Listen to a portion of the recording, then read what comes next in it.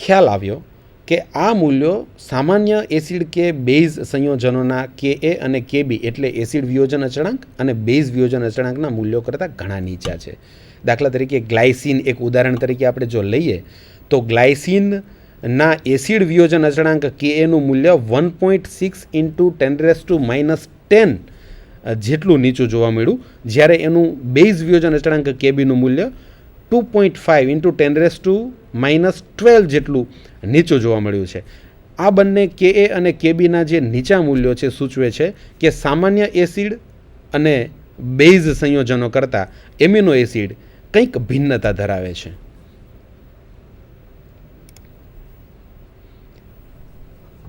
ઉપરના જે ગુણધર્મોની આપણે ચર્ચા કરી એ બધા જ ગુણધર્મો એમિનો એસિડની અંદર પ્રોટોન વિનિમયની ઘટનાને સમર્થન આપે છે.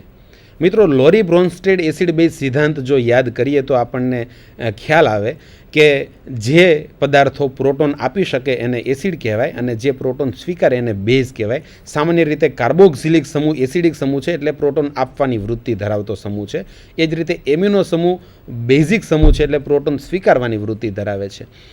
એમિનો એસિડમાં બંને ક્રિયાશીલ સમૂહ સાથે હાજર છે ત્યારે એમાં પ્રોટોનેશનની પ્રક્રિયા, પ્રોટોન વિનિમયની જે પ્રક્રિયા થાય છે તેને આધારે એ ડાયપોલર આયન બને છે, જેમાં કાર્બોક્સિલિક સમૂહ પ્રોટોન આપીને ઋણ વીજભારિત આયન બનાવે, જ્યારે એમિનો સમૂહ પ્રોટોન સ્વીકારીને ધન વીજભારિત આયન બનાવે છે.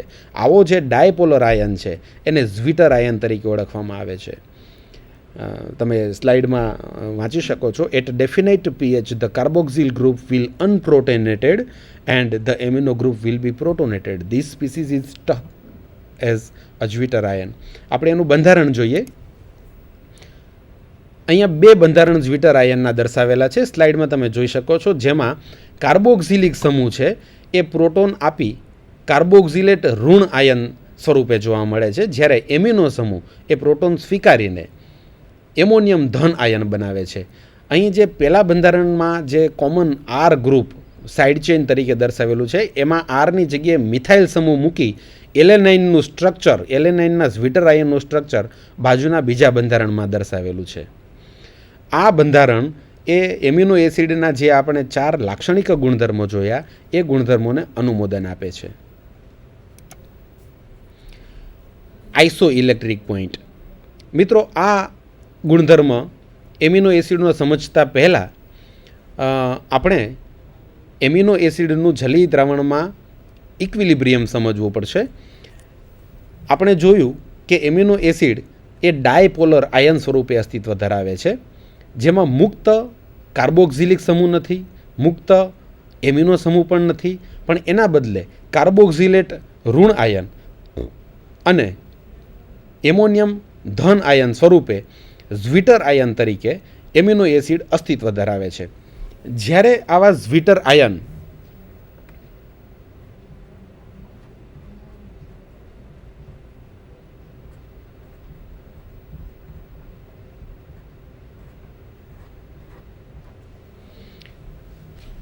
મિત્રો, અહીંયા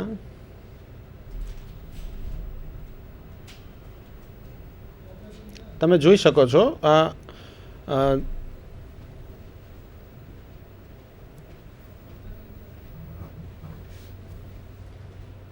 ઝ્વિટર આયનની અંદર ધન વીજભારિત એમોનિયમ આયન અને ઋણ વીજભારિત કાર્બોક્સિલેટ આયન આપણે સાથે જોઈ શકીએ છીએ.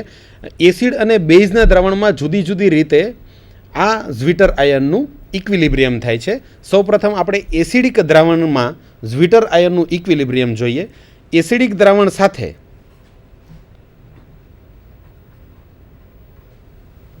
જ્યારે ઝ્વિટર આયનની પ્રક્રિયા થાય ત્યારે એસિડ પાસેથી પ્રોટોન મેળવી અને આ ઝ્વિટર આયન એટલે કે ડાયપોલર આયન એ એનાયન સ્વરૂપમાં રૂપાંતરિત થાય છે.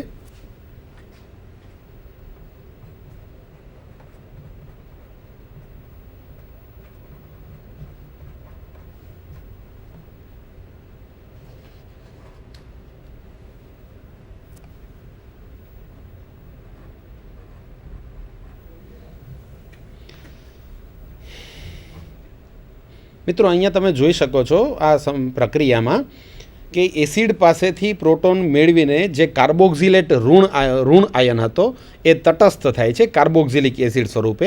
પરિણામે એકમાત્ર ધન વીજભાર એમોનિયમ આયન ઉપર બાકી રહે છે. એટલે એસિડના દ્રાવણમાં જે ઝ્વિટર અથવા તો ડાયપોલર દ્વિધ્રુવી આયન જે છે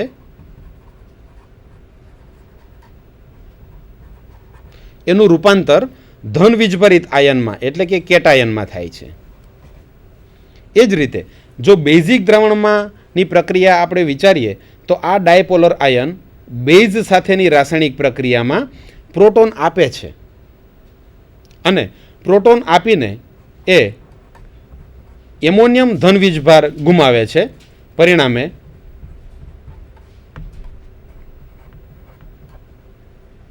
એનાયન સ્વરૂપે અસ્તિત્વ ધરાવે છે. આમ એક જ ડાયપોલર આયન જુદી જુદી પીએચના દ્રાવણોમાં એસિડિક દ્રાવણમાં ધન વીજભરિત આયન સ્વરૂપે અને બેઝિક દ્રાવણમાં ઋણ વીજભરિત આયન સ્વરૂપે અસ્તિત્વ ધરાવે છે. એટલે જ્યારે આવા એમિનો એસિડના દ્રાવણોને વિદ્યુતીય ક્ષેત્રમાં મૂકવામાં આવે ત્યારે તેના જે ધન વીજભરિત કે ઋણ વીજભરિત આયનો છે એ જુદા જુદા વિદ્યુત ધ્રુવો તરફ આકર્ષાય છે. જો એસિડના દ્રાવણમાં ધન વીજભરિત આયન સ્વરૂપે એમિનો એસિડ રહેલો હોય તો એ ઋણ ધ્રુવ તરફ એટલે કે કેટાયન તરફ આકર્ષિત થાય છે. એ જ રીતે બેઝના દ્રાવણને જો વિદ્યુતીય ક્ષેત્રમાં મૂકવામાં આવે તો એમિનો એસિડ બેઝિક દ્રાવણમાં ઋણ આયન સ્વરૂપે રહેલો હોવાથી ધન આયન તરફ એટલે કે કેટાયન તરફ ધન ધ્રુવ તરફ આકર્ષિત થાય છે.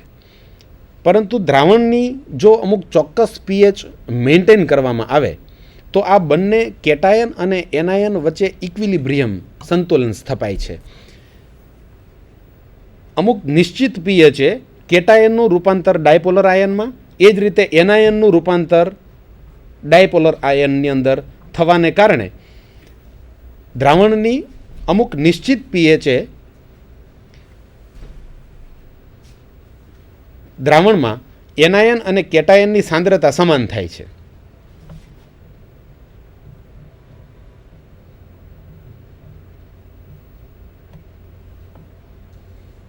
આવી પીએચ કે જે પીએચે દ્રાવણમાં રહેલા એમિનો એસિડના ડાયપોલર આયનનું કોઈ પણ વિદ્યુત ધ્રુવ તરફ સ્થાનાંતર ન થાય તે પીએચને તે એમિનો એસિડ માટેનું આઇસો ઇલેક્ટ્રિક બિંદુ કહેવામાં આવે છે.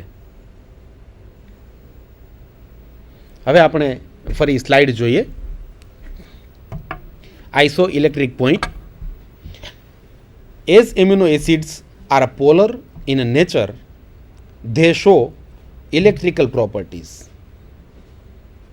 In acidic solution, positively charged amino acids moves towards the cathode, as well as in basic solution, negatively charged amino acids moves towards the anode.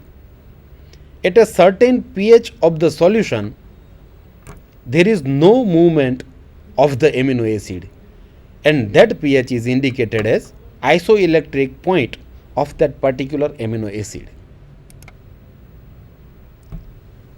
Definition isoelectric point ની એ રીતે આપી શકાય: the pH at which a particular amino acid does not migrate under the influence of the electrical field is called isoelectric point.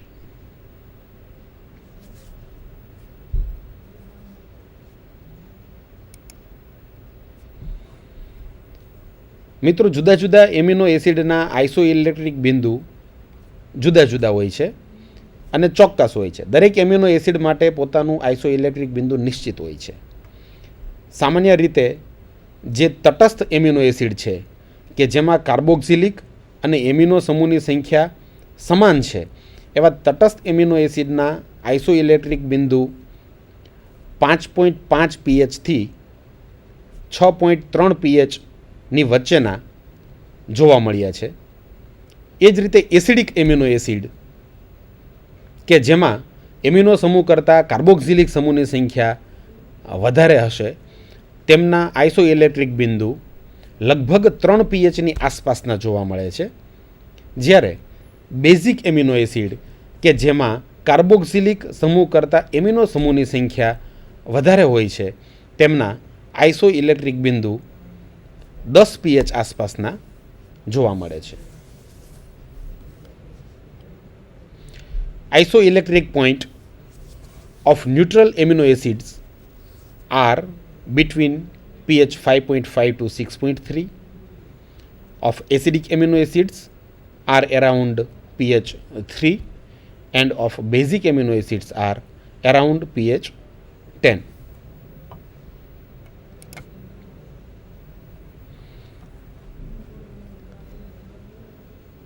Synthesis of amino acid. મિત્રો, amino એસિડના સંશ્લેષણ માટે ઘણી બધી રીતો પ્રચલિત છે.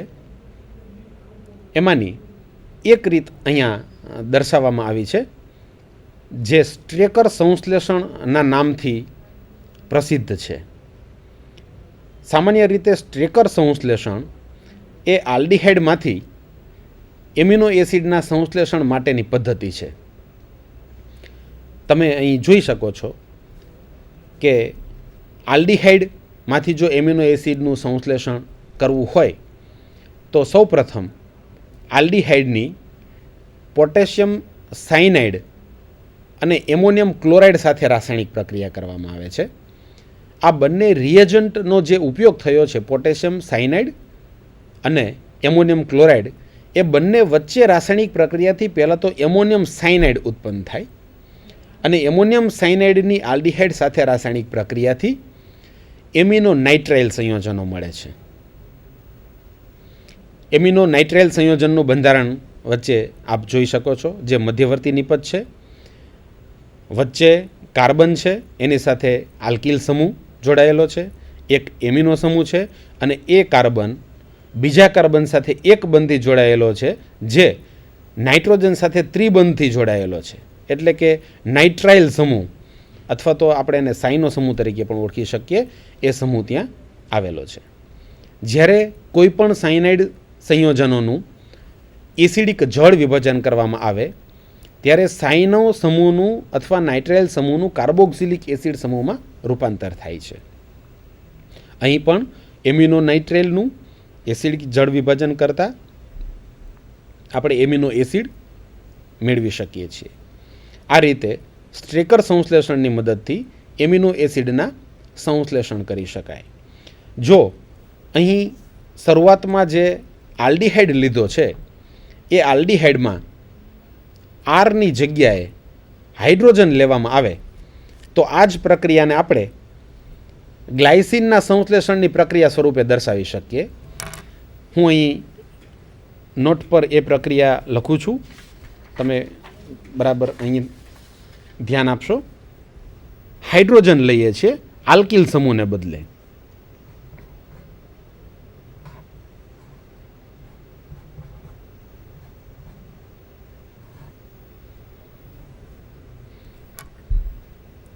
જો આલ્ડીહાઇડમાં આરની જગ્યાએ હાઇડ્રોજન પરમાણુ લેવામાં આવે તો એને ફોર્માલ્ડીહાઇડ તરીકે ઓળખવામાં આવે છે. ફોર્માલ્ડીહાઇડની KCN અને NH4Cl સાથે રાસાયણિક પ્રક્રિયાથી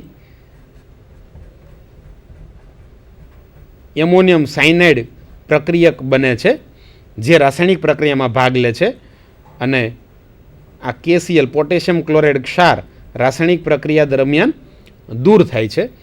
આ પ્રક્રિયાથી અહીં આપણને કાર્બન, એની સાથે એમિનો સમૂહ, હાઇડ્રોજન, બીજો કાર્બન જેની સાથે ત્રિબંધથી નાઇટ્રોજન જોડાયેલો છે, બંને હાઇડ્રોજન પરમાણુ અહીં દર્શાવેલા છે. આ રીતે એમિનો નાઇટ્રાઇલ સંયોજન મળે છે. આ નાઇટ્રાઇલ સમૂહ છે, એમિનો સમૂહ છે, બંને સમૂહ એક જ કાર્બનિક સંયોજનમાં જ્યારે એક જ કાર્બન પર જોડાયેલા હોય ત્યારે એને એમિનો નાઇટ્રાઇલ તરીકે ઓળખવામાં આવે છે. આ એમિનો નાઇટ્રાઇલનું એસિડિક જળ વિભાજન કરવામાં આવે. કાર્બન નાઇટ્રોજન વચ્ચેના 3 બંધ તૂટી નાઇટ્રોજન છે એ છૂટો પડે છે એમોનિયા સ્વરૂપે,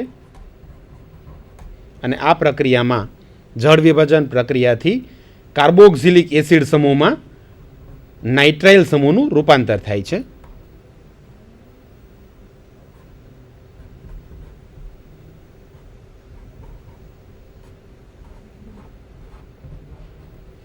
આ રીતે અહીંયા લીધેલો જે આલ્ડીહાઇડ છે એ જો ફોર્માલ્ડીહાઇડ હોય તો આપણને પ્રોડક્ટ તરીકે અહીંયા અંતિમ નિપજ ગ્લાયસીન મળે છે એમિનો એસિડ તરીકે, જેને આપણે ત્રિઅક્ષરી કોડ GLY તરીકે ઓળખીએ છીએ. NH2CH2COOH. મિત્રો આ જ રીતે ફરી સ્લાઇડ જોઈશું.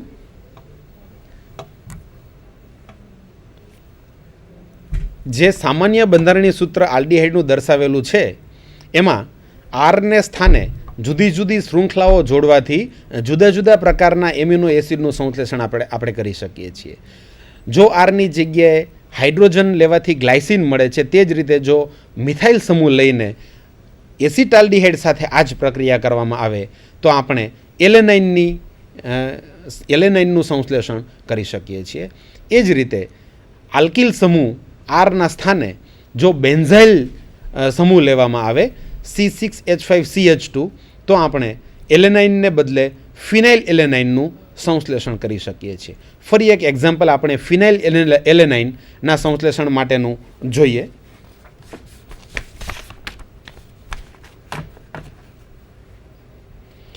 સ્લાઇડમાં તમે જોઈ શકો છો RCHO જે આલ્ડીહાઇડનું સામાન્ય સૂત્ર છે. આપણે આરની જગ્યાએ બેન્ઝાઇલ સમૂહ લેવો છે C6H5CH2.